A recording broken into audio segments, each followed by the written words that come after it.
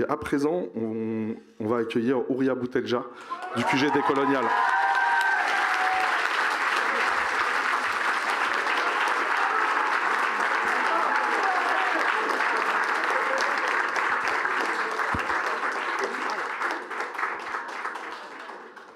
Eh bien, salam à tout le monde. Salam alaikum. Est-ce qu'on peut me le faire tenir? Non, c'est juste que je veux qu'il ne bouge pas. Donc voilà, salam alaikum, salam à tout le monde, bonsoir. Je voudrais juste faire une précision à Jojo tout à l'heure qui a salué le travail de Parole d'honneur. En fait, c'est juste pour dire que cet événement n'est pas à l'initiative que de Parole d'honneur. C'est une collectivité, c'est plein d'organisations. Nous sommes simplement un des organisateurs et donc Sabrina les a cités tout à l'heure. Voilà. Et je voudrais aussi profiter de ce moment pour saluer François Burga qui hier a été convoqué par la police pour apologie de terrorisme et il a été mis en garde à vue. Voilà, c'est très très grave, on a été très inquiets hier, on le salue. Alors pourquoi Burga a été convoqué? Mais parce que Burga est un chercheur intègre, Burga est un chercheur islamo-gauchiste, Burga s'est toujours positionné en tant que chercheur et personnalité publique contre l'islamophobie, mais également pour la Palestine. Donc en fait, il paye ses engagements politiques et c'est la raison pour laquelle il a été hier en garde à vue. Nous le saluons et nous l'embrassons.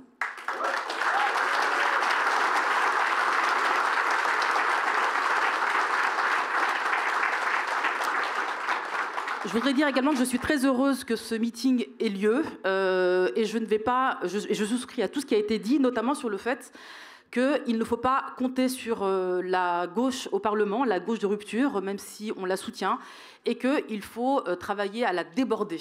Donc là-dessus, comme ça a été dit et très bien dit, je ne vais pas revenir là-dessus. Alors je voudrais ce soir emprunter au registre religieux pour parler un peu solennellement et dire que Dieu nous accorde un sursis. Et s'il fallait continuer à filer la métaphore abrahamique, je dirais que si, comme Moïse, Dieu a ouvert la mer, il ne le fera pas 2 fois. Il ne retiendra pas 2 fois les vagues gigantesques de l'extrême droite qui finiront bien par nous submerger un jour si nous ne sommes pas capables de nous entendre sur une ligne politique qui soit et de rupture et de masse.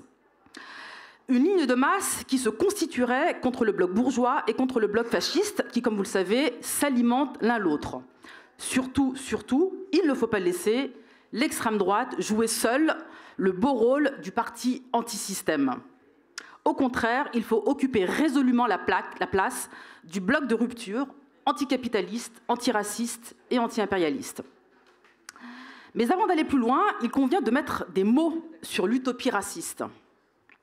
Je voudrais prendre le temps de la saisir pour ce qu'elle est véritablement et pour éviter de tomber dans un paternalisme condescendant qui consiste à penser que l'électeur du RN se tromperait de colère. Ce que je veux dire, ce que je veux ici, c'est éviter de le déresponsabiliser et le prendre pour une simple victime. Certes, il a été maintes fois trahi. Certes, il est méprisé. Certes, il est abandonné par la morgue de la gauche caviar et institutionnelle, mais le suprémacisme blanc n'est pas la seule option qui s'offre à lui. Aussi, en tant qu'être humain libre, au sens sartrien du terme, il est responsable et comptable de ses choix. Tout comme Martin Luther King, l'électeur du RN a un rêve. Son rêve, c'est celui d'une France blanche, débarrassée de ses indigènes. Il a le droit de faire ce rêve, mais pas de s'affranchir de ses responsabilités, car ce rêve, dans ses conséquences ultimes, et je dis bien ultimes, est au pire un rêve de déportation, voire de génocide, au mieux un rêve plantationnaire, fait de maîtres et d'esclaves. Le premier de ces rêves est pour le moment impossible à réaliser pour 2 raisons. La première est une question de moyens. On ne déporte pas des millions de personnes en claquant des doigts. La deuxième, et les dirigeants d'extrême droite le savent, le patronat français a besoin d'une main-d'œuvre abondante et mal payée. Nous savons tous que la fasciste italienne Meloni a régularisé plusieurs dizaines de milliers de sans-papiers, malgré sa promesse d'une Italie blanche et civilisée. Des centaines de milliers. 350 000, je crois. 450 000. C'est énorme. Mais le rêve plantationnaire aussi n'est pas réalisable dans l'immédiat. En Europe occidentale, on ne peut plus avoir de main-d'œuvre complètement gratuite. Mais entre ces deux rêves irréalisables, la déportation ou la plantation, le compromis réaliste, ce sera une société de ségrégation raciale, autrement dit une société d'apartheid. C'est-à-dire un monde où non seulement une partie la plus exploitée du prolétariat sera entassée dans des réserves, mais où elle subira encore plus intensément l'arbitraire du pouvoir, où le système carcéral et la destruction physique des surnuméraires deviendront une menace du quotidien. Lorsque l'innocent électeur du RN vote, c'est ce projet qu'il plébiscite. C'est un acte de guerre, et il faut le nommer pour ce qu'il est. Un acte de guerre contre un dissemblable du point de vue racial, mais un semblable du point de vue de la classe. Jamais une élection n'aura à ce point démontré le caractère indissociable de la race et de la classe. Les petits blancs qui ont voté extrême droite, tout comme les indigènes qui ont voté FI, ont exprimé à la fois un vote de race et de classe dans le même temps. Je disais dans mon livre « Beauf et barbare » que la classe était une modalité de la race et que la race était une modalité de la classe.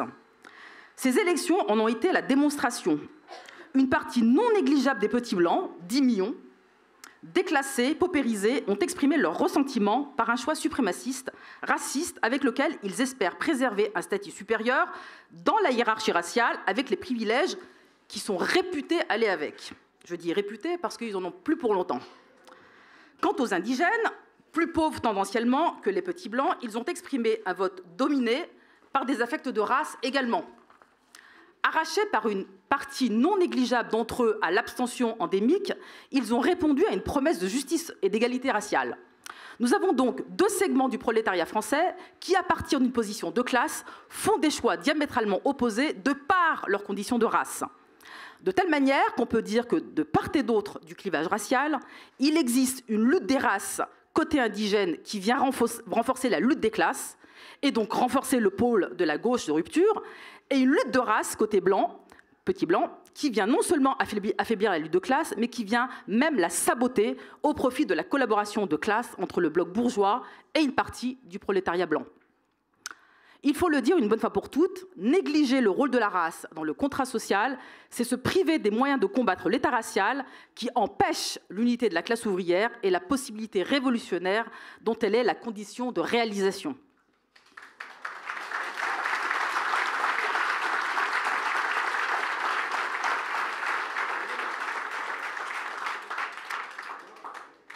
Que faire donc? Ni le vote RN, ni l'abstention sont des fatalités. Nous savons comment le PS et aujourd'hui la Macronie ont favorisé ces scores de l'extrême droite. Les 10 millions d'électeurs qui forment aujourd'hui la base du RN ne l'étaient pas il y a quelques années. La social-démocratie, c'est-à-dire les fascisateurs, les ont produits. Or, si nous avons une vision dynamique des rapports sociaux et des rapports de pouvoir, nous savons que ce qui a été fait par l'histoire peut être défait par l'histoire. Pour ce faire, il faut prendre le taureau par les cornes, remonter l'histoire et reprendre le fil des événements au moment clé où les classes populaires blanches et non blanches, des tours et des bourgs, antagonisées par l'histoire, ont été trahies. Inutile pour le moment, et je dis bien pour le moment, de remonter à l'histoire ancienne de l'esclavage, de la colonisation ou de la commune.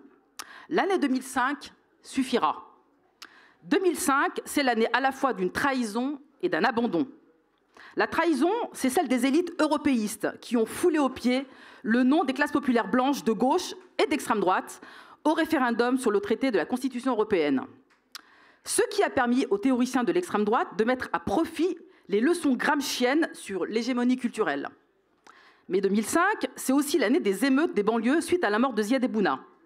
Contrairement aux émeutes de 2023, consécutives à la mort du petit Naël, les quartiers d'immigration ont été abandonnés et méprisés par la gauche, alors même que ces émotions sociales allaient radicaliser l'État autoritaire qui allait plus tard s'abattre, et avec la violence, sur les gilets jaunes. Dans les deux cas, la gauche de transformation n'a pas été à la hauteur, le non à la Constitution ayant été interprété surtout et avant tout comme un repli chauvin et fasciste, et non comme une conscience de classe. les émeutes comme apolitiques, communautaristes, voire islamistes. C'est pourtant ce moment qu'il faut réparer.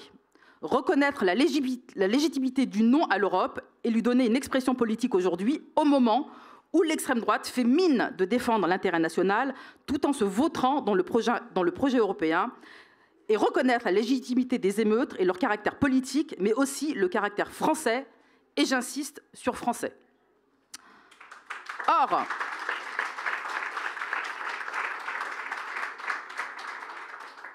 Or, réparer 2005 en 2024 passe par rompre avec la collaboration de classe et la collaboration de race. Il se trouve que dans notre malheur, nous avons une gauche qui prend ce chemin et qui fait la démonstration que la rupture, ça marche. La FI a en effet réussi depuis les élections présidentielles à arracher les quartiers d'immigration, c'est-à-dire le corps social le plus exclu et le plus abstentionniste, à son fatalisme et à sa résignation, en inscrivant 3 luttes centrales à son programme.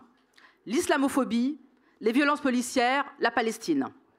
Non seulement elle les endosse, mais elle ne plie pas devant les attaques tous azimuts.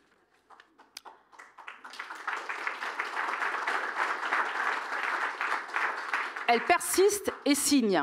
Sa détermination à payer, car les urnes de la ceinture rouge abandonnées par le PC ont de nouveau parlé. Restent les petits blancs.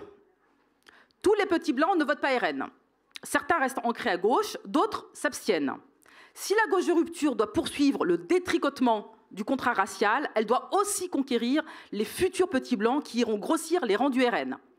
La chose ne sera pas simple, mais il faut partir de la trahison de 2005, rompre avec l'Europe du capital, condition sine qua non pour reprendre langue avec les classes populaires blanches.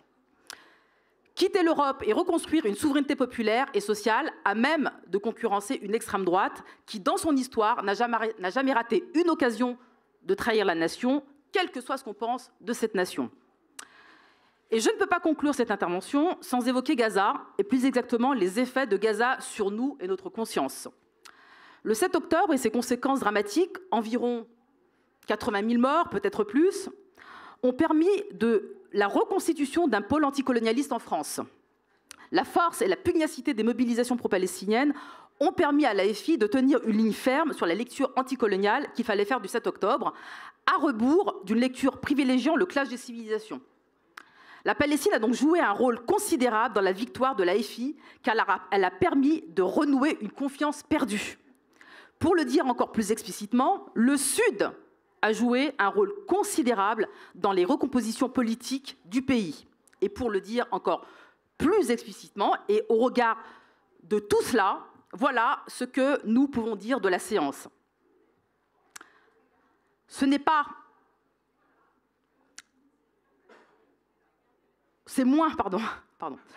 moins le front.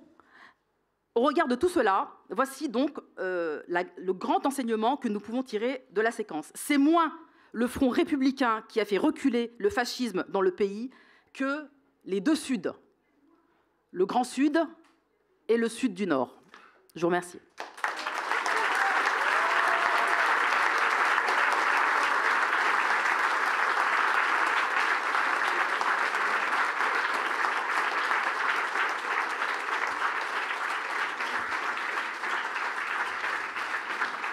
Merci.